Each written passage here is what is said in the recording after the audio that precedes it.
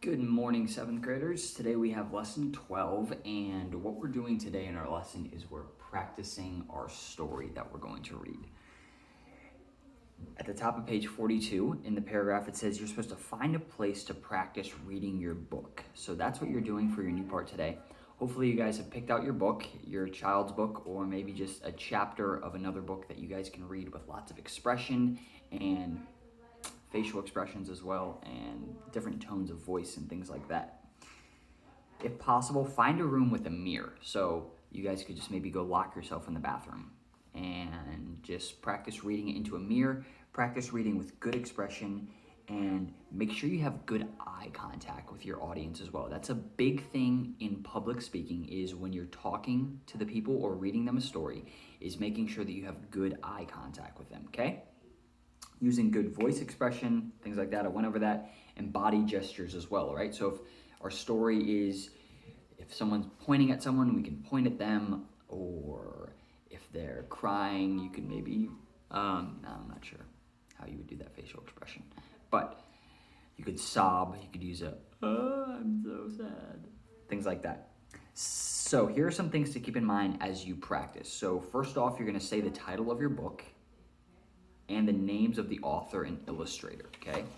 So let me go grab my book real quick. All right, so my author would be Jerry B. Jenkins and Chris Fabry, and my illustrator is just on the inside of my cover here. It's probably gonna be in the inside of your book as well. My illustrator in this book is Brian McDonald. Okay, so say the title of the book, Double Fault by Jerry B. Jenkins and Chris Fabry, and illustrated by Brian McDonald. Make sure your listeners can see the pictures easily, all right? So if you have your,